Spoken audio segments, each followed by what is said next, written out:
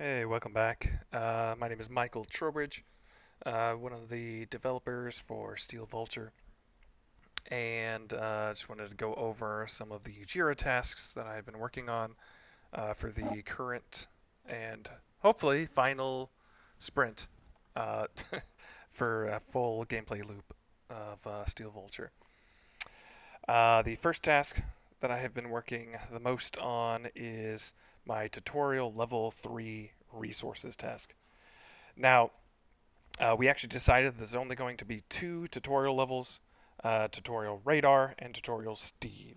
And both resources and events are getting kind of split up in between those two. Um, because the radar teaches the player how to move the radar around. So we figured most of the resources you get in the game are from the radar and the asteroid mechanic. So might as well teach the player how to do most of those from there. The other half of resources will be with Steve because Steve has to be the one who moves these resources into their proper um, uh, object in the game. So those will be split. Most of the events will actually just be on Steve. So tutorial level 4 will just be combined with Steve. But the first part of resources was actually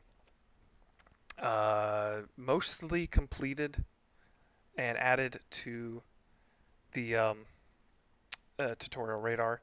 So I will show that off. And the start of Tutorial Steve. Tutorial Steve is not complete yet, but it shouldn't be much longer before that is entirely complete and the entire tutorial is done. We are currently working at a build 2.03, so let's hop into it and see what is going on.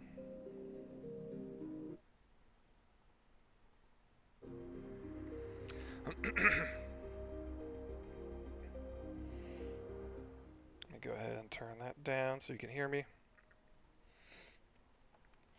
Um, don't know if I've shown this off yet, but when you press new game, it will ask if you would like to go to the tutorial. And when you press yes, it does take you to tutorial radar.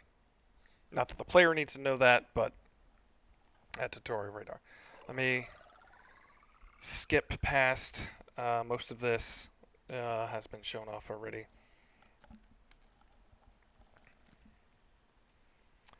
Um, I did add a couple of more screens just to help out with lore and cutting down some of the larger text. The first thing I added was I wanted to make sure the player know this is a simulation. And the reason that is important is because the asteroids cannot harm the ship yet. I didn't want them dying in the very first tutorial level. Another thing we did was we actually took out the Z-axis. So that was the most important thing I had to put into this tutorial. So instead of pressing the up and down key to make this thing, the cursor go up and down, I now am telling the player that they need to scan an asteroid. We also swapped the move ship and center cursor button. Um, it just felt better if you're moving around. You don't have to go very far. You just press these four little buttons. So first, I'm going to center, and if you watch closely, it no longer disappears. It says complete. When I press any directional key, that'll say complete. I'm going to scan this asteroid over here, complete, and still bring up the. Oh, that's interesting. Um, I actually moved this over so this wouldn't show up the way it does. And we'll make sure that it keeps scooting over. I'm not sure why this is bigger in the build than the viewport, but either way. And then the last one is to move the ship, which says click the bulb in between the arrows. Hopefully that's clear enough that they realize this. They also just made it green, so I could probably press the green button. But after all of them is complete, it waits a second and then tells you, hey, these can be mined for resources. But we need to go calibrate the new camera. They cannot actually mine until they have the weapons room unlocked. Uh, So we actually added this back button as well. It's going to say that it's accessing the camera room. The buttons clearly show up with a nice little noise, and it tells you to use one of the buttons. Then it takes you to that room. It waits a second so you can actually take a look at the room before the screen pops up and covers everything. It tells you a little bit about the radar room. Click to continue, and it tells you, hey, you need to, if you don't have a target, then get one from the radar, and then left click on it when it turns white. Now, in this mode, they actually cannot fail, unlike the real game. Again, it's simulation. So see, I can right click, or I can click on it when it's red, and it won't do anything. But when it's white, it will complete the weapon's calibration, and then the radar calibration is totally complete. We've seen this screen before. I've seen this, and it will continue to show you more HUD elements. These will slowly unlock as needed. So even the resource panel isn't here yet. I will go over that in Steve, because he's actually the one who uses it the most. But FTL jump will show up, and now when clicking the new jump path, it will actually take you to Tutorial Steve. So this is the next level. It kind of starts off kind of somber, saying, hey, there's nothing we can do. FTL charge is empty, but it needs a manual charge, indicating it needs Steve. Kind of wait again for a second just to show you. Unable to load. Communications, I spelled that incorrectly. I need to fix that. Communications are down. Unable to send a mayday. So basically, everything's hopeless. We're going to shut down and have a very, very slim chance of rescue. And Steve is up. Steve will automatically walk over to the power switch and turn the lights on. It's going to give you some more information, saying, hey, wait, canceling shutdown procedure. Power restored to bridge. Steve is over there doing whatever he's doing. There's a human still alive on board. This human can help Vulture get back to Earth, or at least close enough to send a mayday. And this is the end of the Steve. Well, it's not the end of the Steve tutorial. This is as far as I've gotten in Steve's tutorial. Because even this little function of him doing things automatically, the script is quite long. But what's going to happen now is I actually added a camera to the front of this computer. So when the player clicks to continue, it's going to go to that camera. It doesn't yet, but it's going to go to that camera, face Steve, and basically give kind of like an interaction with Steve to continue with resources, events, and teaching the player how to move Steve around by right click. But either way, that is all of the Jira tasks I have been working on. It doesn't seem like much, but every few seconds of the tutorial takes a few hours to script. And I have put hours into the Steve. I mean, it's even duplicating the level and getting it back to a tutorial state took a majority of the time with Steve. And all the little interactions, they just take a ridiculous amount of time. I did not time track these very well. The tutorial events hasn't actually happened yet. It's dealing with how to deal with fires and Shadow Steve, which will show up. We're actually even thinking about taking Shadow Steve out of the camera events. That'll just be something that they learn later. But I will teach them how to at least turn lights on and off in a room so we can connect the dots later. General bug fixes also worked on. But again, these are very general, small little things. Normally these take about 5 to 10, 15 minutes to complete. So I didn't think that they needed their own whole task. Just small little things. That one honestly took probably about an hour.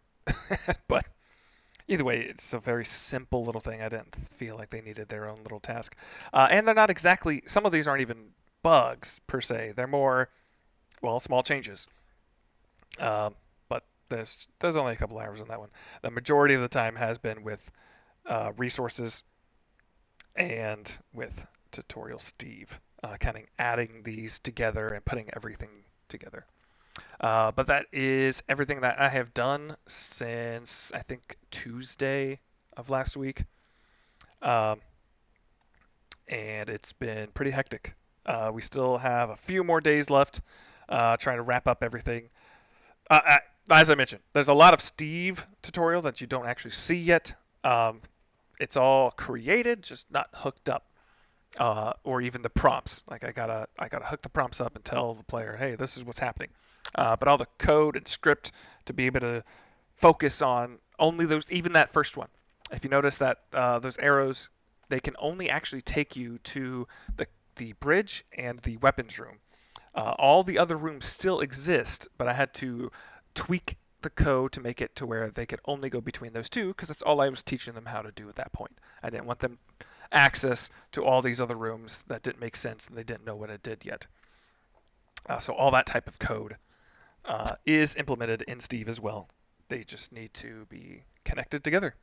So that's what I'm going to be working on for the next few days until the final build is complete. But hopefully this was informational, and I hope y'all take care. Goodbye. Hello, my name is Benjamin Martinez, and this is my final build test task demonstration. So, a task that I was recently working on that I'm going to show off is the game instance progress. Basically, I just created a game instance that would take a bunch of variables that are changed throughout the player's game session, and through each level that they progress through, it'll take those variables and bring them forward from the previous level. So, pulling up a build.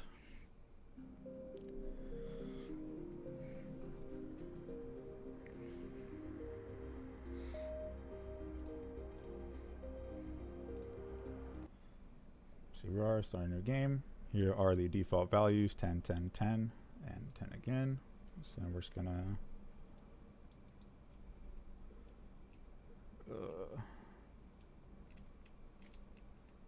so to show off the progress, I'm gonna have to get enough of these materials to fill up the FTL charge to get to a new level.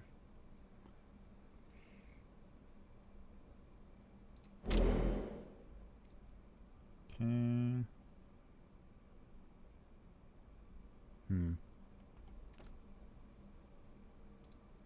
That's odd. Why is that now? Oh, I gotta go. I forgot. I have to go up to the thing and get it. So I have to go here. Cool. Okay. I forgot that. I forgot that change was made. Let's go pick up the materials now, instead of them being automatically put into the inventory. Go into here. Looks like we have plenty now. Okay. Now we go over to here. Where's the engine room? So Steve can take the 100 scrap, put it into the FTL charge, so we can get out of here.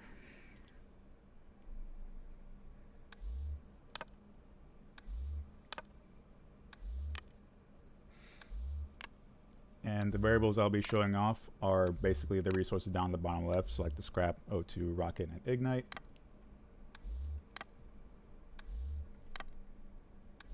So now that's open.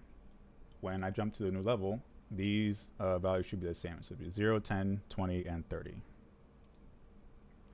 And here we are. So you can see here, 0, 10, 20, and 30 as it was previously before we jumped. This is the end of my demonstration. Thank you for watching.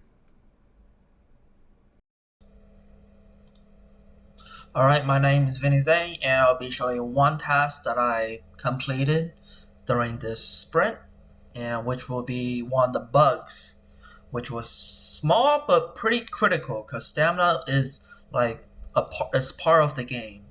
So right here I logged 7 hours because it took me a pretty long time. and I had to look through all the code, and I'm not really a good programmer, but I got it done. So when you use the bed and click another object really quickly, the standard will keep going up until it reach max, which is not what it's supposed to do. What's supposed to do is when you interact it, the standard will go up, and when you not interact it, it will stop regaining stamina. So that's what I'll be showing you right now in this build. I think you want to show in the perforce thing, if you so right here.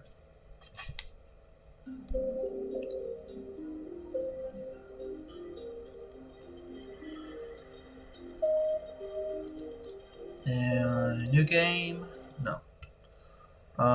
So right now stamina is at none. It's full, and when I start moving, so I'll show you the bug that I was occurring. So right, it's fixed. So right now stamina is going pretty smoothly, and when you now reach the bed, you start regaining stamina.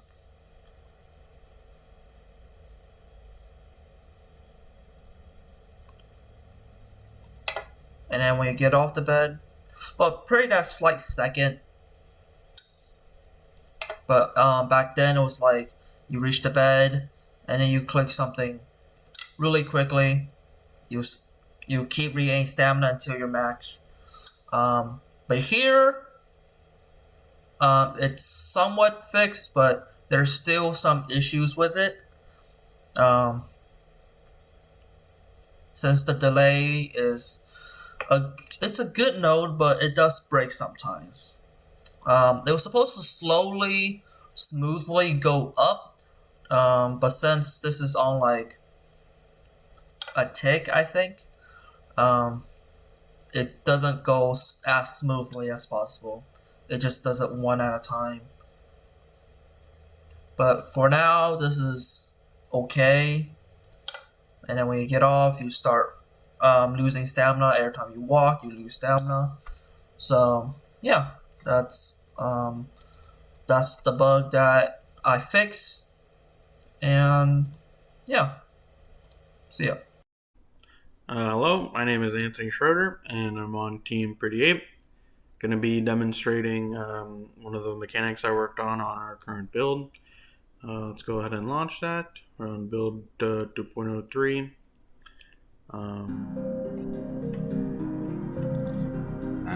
Sorry.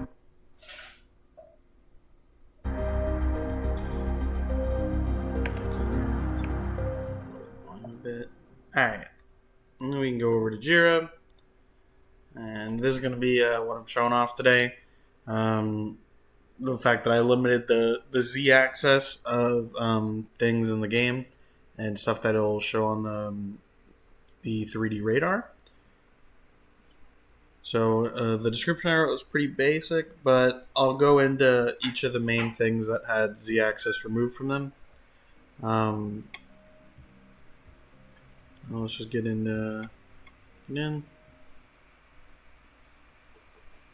Alright, so as you can see, nothing on the radar has the pings that would indicate where its z-axis is. Everything is just kind of on the same 2D plane as the ship.